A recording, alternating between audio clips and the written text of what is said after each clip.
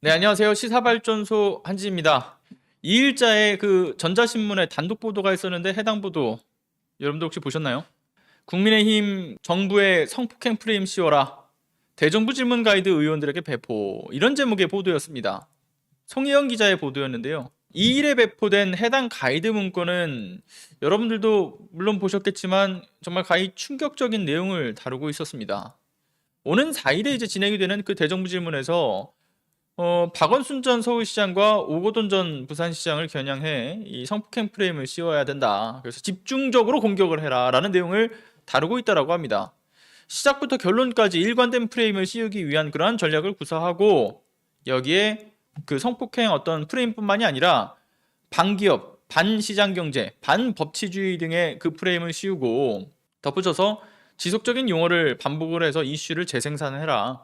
경제가 무능하고 도덕적 어떤 이중성 그리고 북한에 퍼주기 하려는 이미지를 각인시키라는 등의 이 국힘에서 사전 그 전략 회의를 통한 어떤 관련 보고서를 만들어 가지고 이거를 사실상 소속 의원들 보고 허위 날조 정보를 직접적으로 이 대정부 질문을 통해서 만들고 생산해서 뿌려라. 대정부 질문에서 그러니까 국민을 속이라는 그 명령을 하다라는 것이죠. 게다가 문건에서는 구체적인 질문에 대한 답변과 대응 방안에 대해서도 적혀 있었습니다. 지난 1월 달에 있었던 그 대정부 질문 내용을 사례로 들었는데 사례는 이렇습니다. 함께 보시죠. 정부 측에서 이 답변 대신에 이제 역질문 시에는 차단하라는 내용의 그러한 사례였는데요. 국민들이 빛을 내서라도 백신을 맞아야 된다 이렇게 생각한다라고 물었을 때 이제 총리가 2월에는 백신을 맞지 않겠습니까? 라고 답했던 사례를 들면서 이렇듯 그런 답변이 오게 되면 이제 침묵해라. 그 방역 정책이 실패했다, 뭐 정책 실패다라는 프레임을 씌웠을 때는 총리가 세계가 모두가 앓고 있는 전염병 아니냐, 다른 나라랑 비교를 해달라 이런 답변을 했을 때 그 당시의 사례를 말하면서 알겠다, 그냥 그렇게 말하고 역질문으로 이어가 이 일을 그냥 차단하라는 정말 상당히 구체적인 내용을 담고 있었죠. 그리고 정부 측에서의 그 변명 시간에 대해서는 허용을 금지하라는 그러한 내용도 포함이 되어 있었습니다. 뭐 이와 관련해서 이제 정세균 국무총리는 이 3일자 자신의 페이스북에서 관련된 단독 보도 기사를 링크를 하고 이런 말씀을 하셨습니다.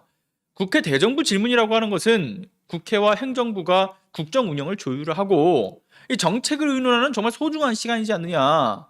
그래서 해당 시기가 오면 각 부처의 공직자들이 정말 밤을 새워가면서 이 보고해야 될 자료와 답변을 준비를 하고 그래서 자신도 이제 정부에서 혹여 놓치는 부분이 있지는 않은지 정말 긴장의 고삐를 다 잡게 되는데 아니 야당이 정책 토론을 해도 모자랄 시간에 도대체 이렇게 정쟁의 프레임을 씌우겠다라는 그 가이드라인을 배포하는 등 상당히 문제가 되는 부분들이 있다라는 걸 지적을 하신 거죠. 이는 이제 코로나로 정말 근심에 빠져 있는 국민을 위한 질의도 아니었을 뿐만이 아니라 그들은 그저 정쟁과 분열의 프레임으로 가득 차 있는 것 같다라고도 지적을 하셨습니다. 정세균 총리는 이와 같은 행태가 사실상 믿을 수 없는 행태라면서 그들의 행동에 정말 경악을 금치 못하셨던 거죠. 이 내용을 본 국민분들도 그렇고 저도 그렇고 여러분들도 그렇고 모두가 같은 생각일 거라고 좀 생각이 듭니다.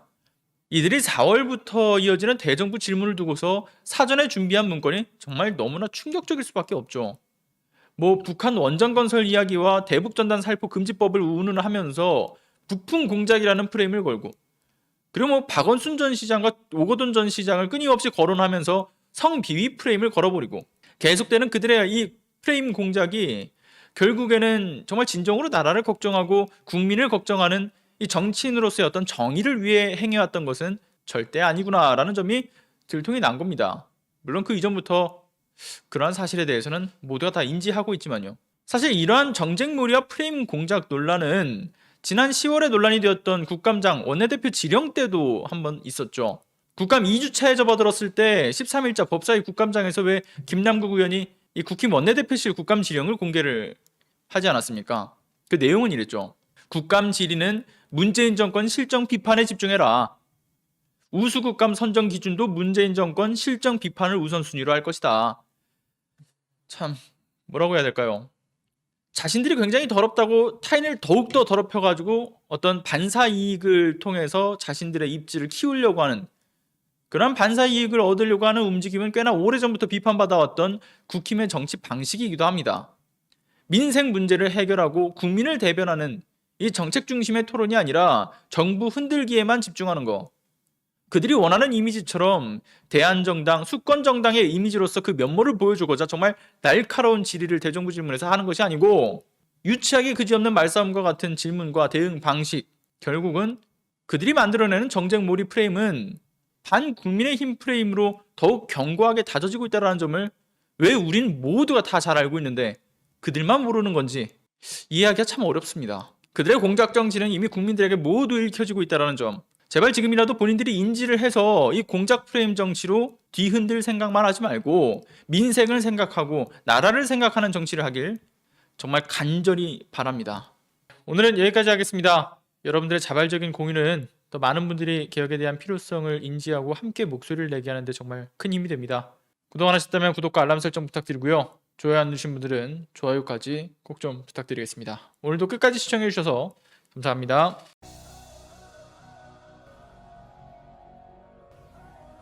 첫 번째, 시사발전소 후원 주소를 클릭해 주세요.